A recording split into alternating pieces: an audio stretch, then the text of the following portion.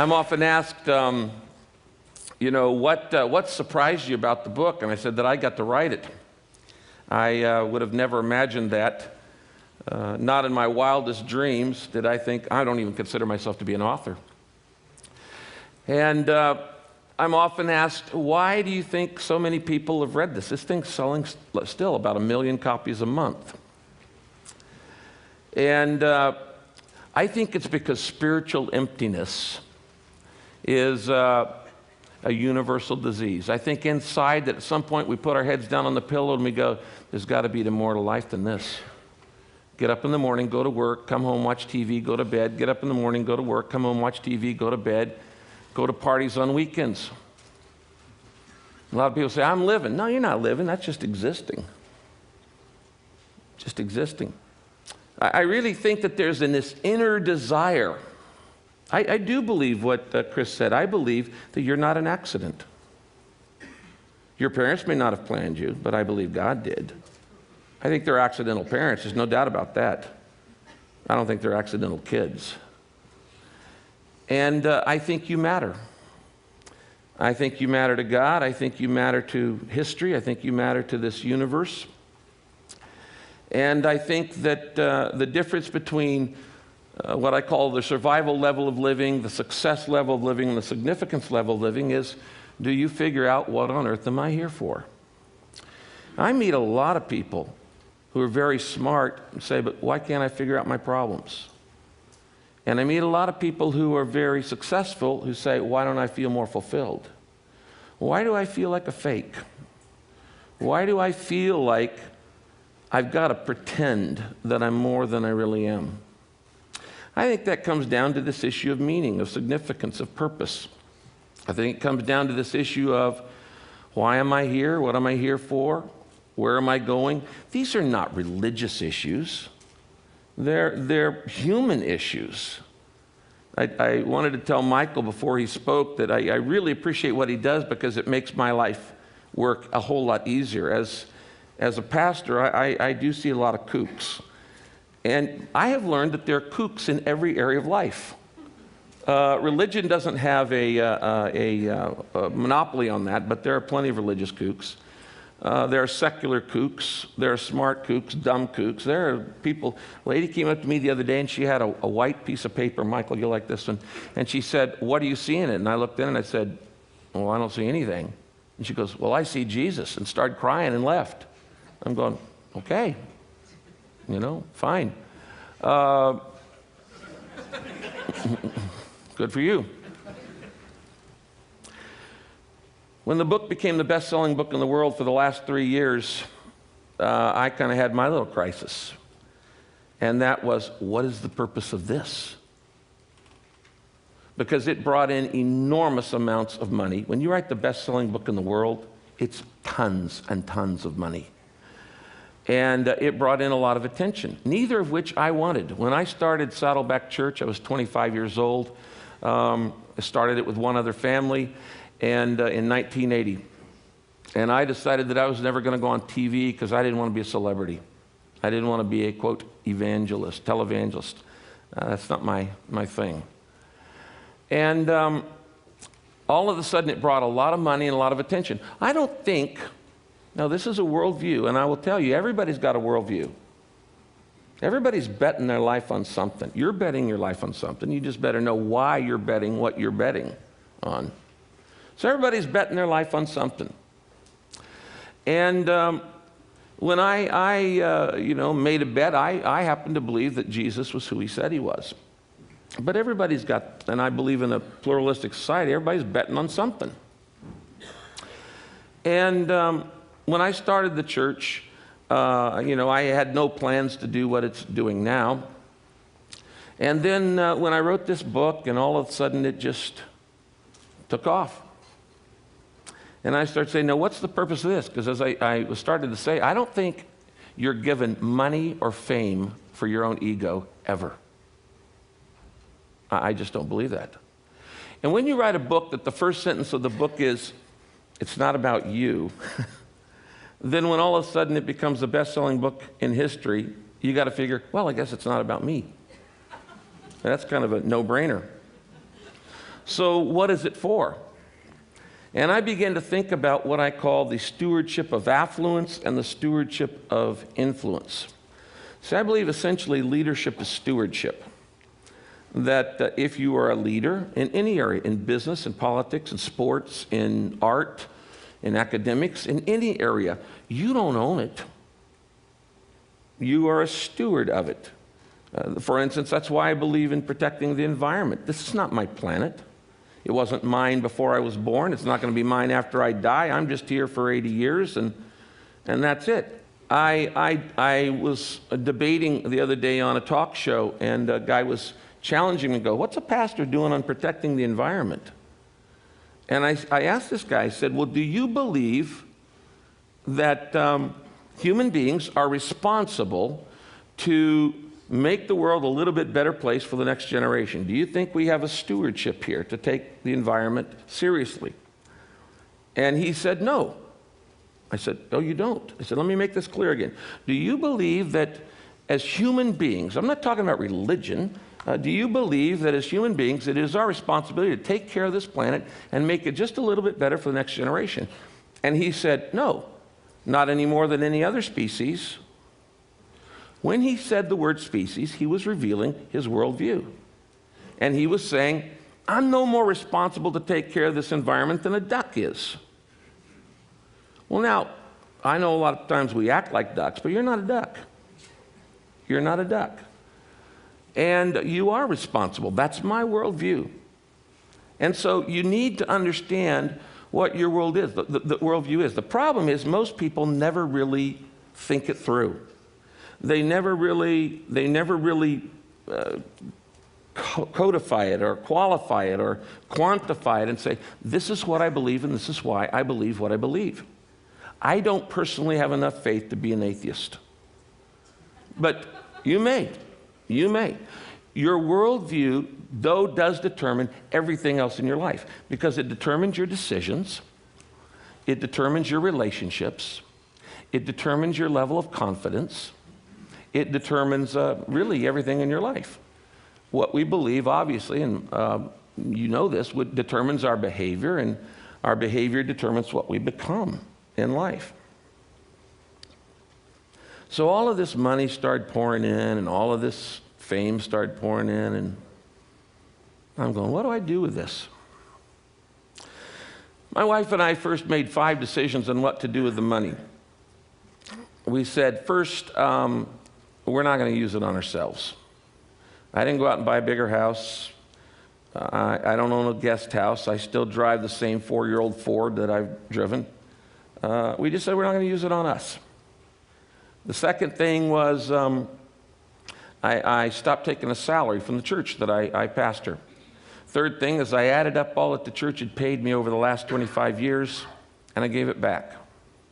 And I gave it back because I didn't want anybody thinking that I do what I do for money. I don't. In fact, personally, I've never met a priest or a pastor or a minister who does it for money. I know that's the stereotype. I've never met one of them. Believe me, there's a whole lot easier ways to make money. Pastors are like on 24 hours a day call. They're like doctors. I left late today. I'd hoped to be here yesterday because my father-in-law is in his last probably 48 hours before he dies of cancer. And I'm watching a guy who's lived his life. He's now in his mid-80s. And he's dying with peace. You know, the test of your worldview is not how you act in the good times. The test of your worldview is how you act at the funeral. And having been through literally hundreds, if not thousands of funerals, it makes a difference. It makes a difference what you believe. So we gave it all back to the back. And then we set up 3 foundations working on some of the major problems of the world: illiteracy, poverty, pandemic diseases, particularly HIV/AIDS. And set up these 3 foundations and put the money into that. The last thing we did is we became what I call reverse tithers. And that is when my wife and I got married 30 years ago, we started tithing. Now that's a principle in the Bible that says give 10% of what you get back to charity. Give it away to help other people. So we started doing that, and each year we would raise our tithe 1%. So the first year of marriage, we went to 11%. The second year, we went to 12%. And the third year, we went to 13%, and on and on and on.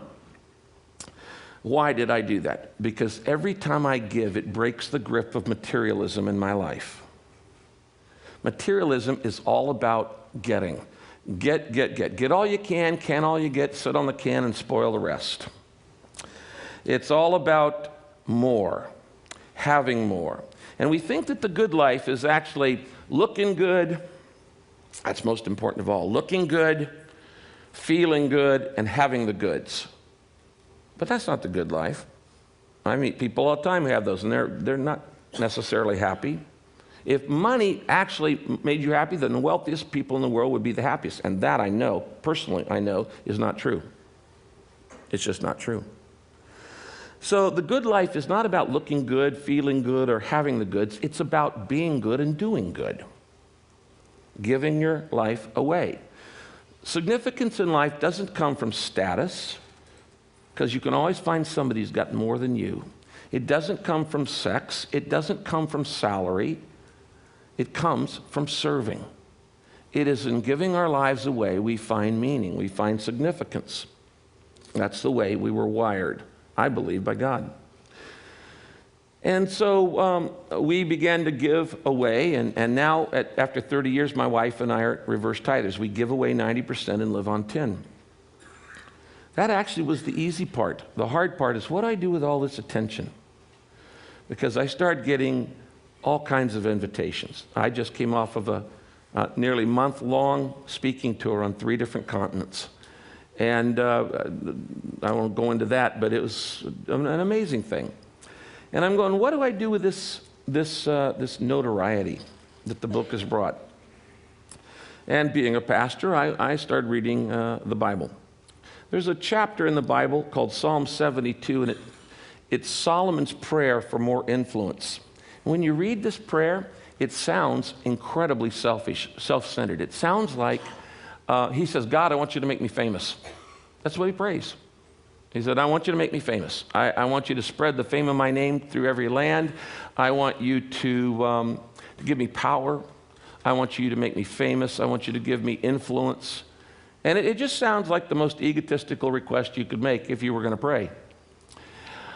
Until you read the whole psalm, the whole chapter. And then he says, so that the king, he was the king of Israel at that time, at its apex in power, so that the king may care for the widow and orphan, support the oppressed, defend the defenseless, care for the sick, assist the poor, speak up for the foreigner, those in prison. Basically, he's talking about all the marginalized in society.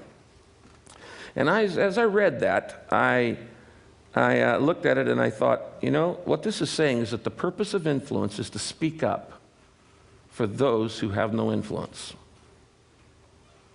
The purpose of influence is not to build your ego or your net worth. And by the way, your net worth is not the same thing as your self-worth. Your value is not based on your valuables. It's based on a whole different set of things. And so the purpose of influence is to speak up for those who have no influence. And I had to admit, I can't think of the last time I thought of widows and orphans. They're not on my radar. I pastor a church in one of the most affluent areas of America. There are a bunch of gated communities. I have a church full of CEOs and scientists. And I could go 5 years and never, ever see a homeless person. They're just not in my pathway. Now they're 13 miles up the road in Santa Ana. So I had to say, okay, I will use whatever affluence and whatever influence I've got to help those who don't have either of those. You know, there's a story in the Bible about Moses, whether you believe it's true or not, really doesn't matter to me, but Moses, if you saw the movie The Ten Commandments, Moses goes out and there's this burning bush and God talks to him and God says, Moses, what's in your hand? I think that's one of the most important questions you'll ever be asked. What's in your hand? Moses says, it's a staff. It's a shepherd's staff. And God says, throw it down. And if you saw the movie, you know, he throws it down and it becomes a snake. And then God says, pick it up. And he picks it back up again and it becomes a staff again. Now I'm reading this thing and I'm going, what is that all about? Okay, what's that all about? Well, I do know a couple things. Number one, God never does a miracle to show off. It's not just, wow, isn't that cool? And by the way, my God doesn't have to show up on cheese bread. And if God's going to show up, you know, he's not going to show up on cheese bread. Okay? This is why I love what Michael does, because it's like, okay, if he's debunking it, then I don't have to. But my God doesn't show up on sprinkler images. He got a few more powerful ways than that to do whatever he wants to do. But he doesn't do miracles just to show off. Second thing is, if God ever asks you a question, he already knows the answer. Obviously, if he's God, then that would mean that when he asks the question, it's for your benefit, not his. So he's going, what's in your hand? Now, what was in Moses' hand? Well, he was a shepherd's staff. Now, follow me on this. This staff represented three things about Moses' life. First, it represented his identity. He was a shepherd. It's the symbol of his own occupation. I am a shepherd. It's a symbol of his identity, his career, his job. Second, it's a symbol of not only his identity, it's a symbol of his income, because all of his assets are tied up in sheep.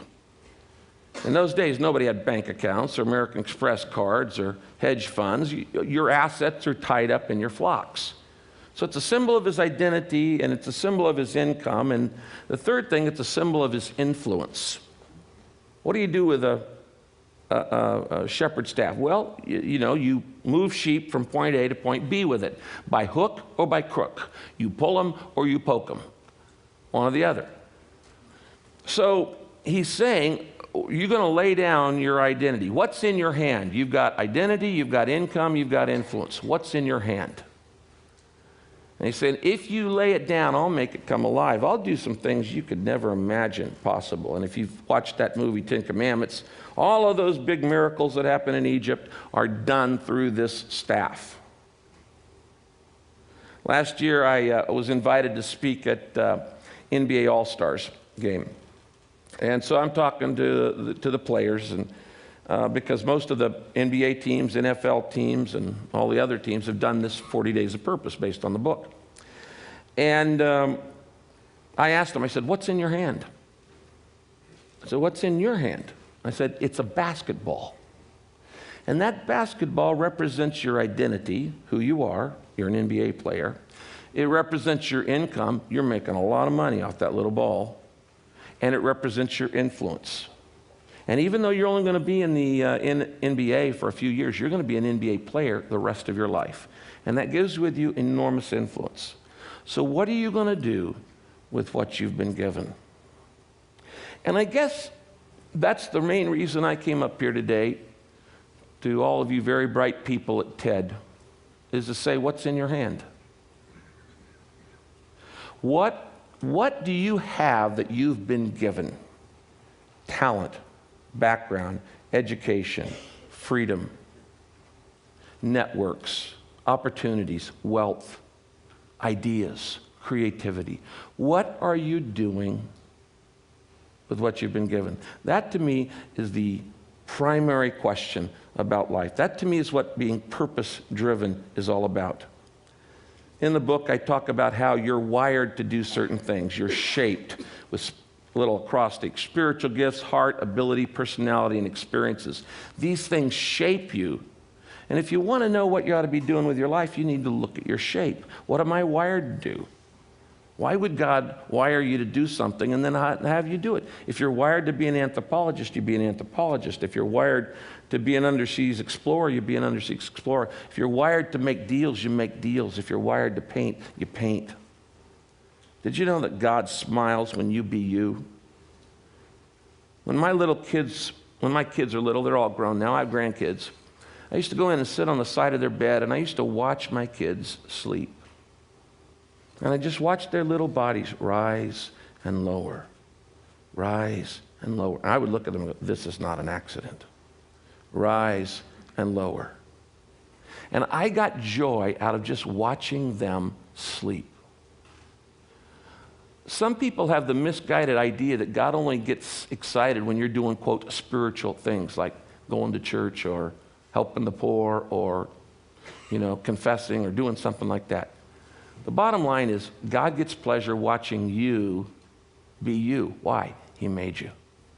And when you do what you were made to do, he goes, that's my boy. That's my girl. You're using the talent and the ability that I gave you. So my advice to you is look at what's in your hand, your identity, your influence, your income, and say, it's not about me. It's about making the world a better place. Thank you.